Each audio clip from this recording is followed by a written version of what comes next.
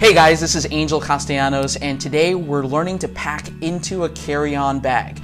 We all agree that packing it into a carry-on bag is the way to go, so let's get started. But before we do, don't forget to like, comment, and subscribe. I would really appreciate it. So we're gonna get started with 4 basic categories when it comes to packing into a carry-on. Wardrobe is number 1. That'll take up the majority of space inside of your carry-on. Number 2 are your shoes. Some people, it does take up the majority of space in their carry-on. Number 3, toiletries and makeup. And the last one is the personal bag, that soft-sided under the seat bag. Sometimes it's a briefcase, backpack, or tote. All right, so let's get packing. Now, your travel wardrobe is gonna take up the most space in your carry-on. So it's really important that each garment is flexible and versatile and is used throughout your trip. So my suggestion to you is put everything that you want to take with you on your trip, put it on the bed, and then eliminate half of it. Then start with your favorite color scheme. Start with 2 tops and 2 bottoms.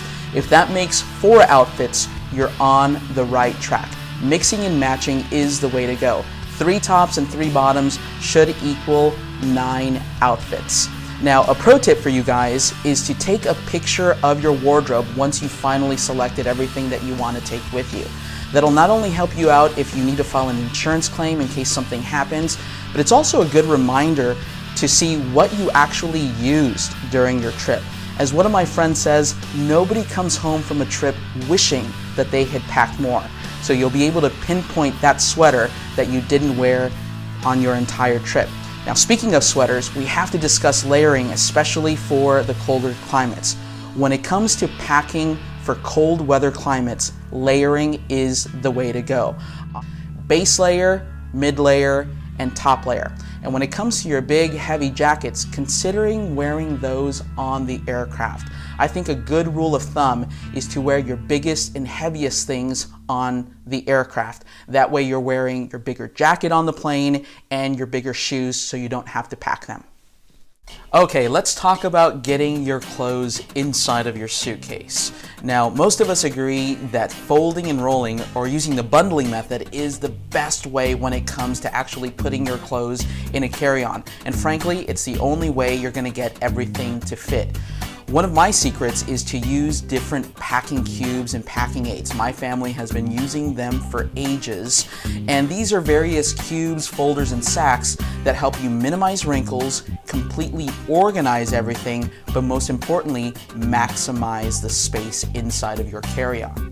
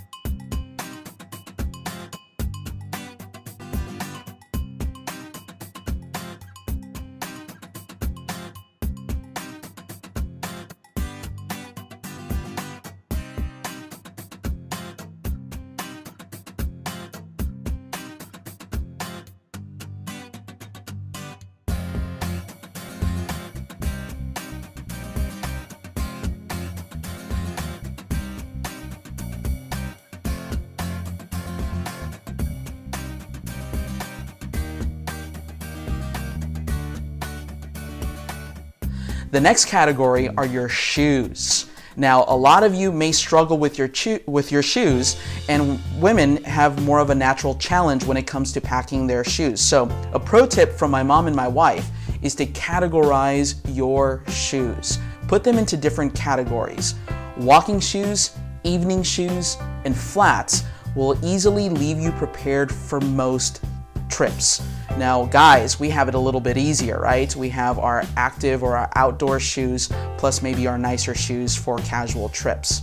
Now, the next category are your toiletries and your makeup. Now, I follow the 3-1-1 rule even though I'm TSA. So I take a Ziploc bag from the grocery store and I put all of my liquids inside of that Ziploc bag. But I also use another bag for travel that's built for everyday use. That's a little bit more sturdy than a Ziploc bag. And another pro tip is to consider going to the makeup counter when it comes to your liquid makeup. If you're visiting the makeup counter, have them divide your liquid makeup into small 3-ounce bottles. So separate your liquids from your dry goods. Put all of your liquids into that Ziploc bags and your dry goods go into a different bag altogether. Now, everything else typically goes into a personal bag. That's a soft-sided bag that can easily fit underneath the seat. That may be a backpack, a briefcase, or a tote. And I usually pack into that bag last because if you run out of space in your carry-on bag, maybe you don't have space for your toiletries, you can easily put them in your personal bag. Another thing that I would advise putting into your personal bag are your medicine, if you have any, or your electronics. You definitely don't want to leave your medicine or your electronics in your carry-on bag, because if for whatever reason that carry-on is gate checked, you don't want to be without your valuables or your medicine.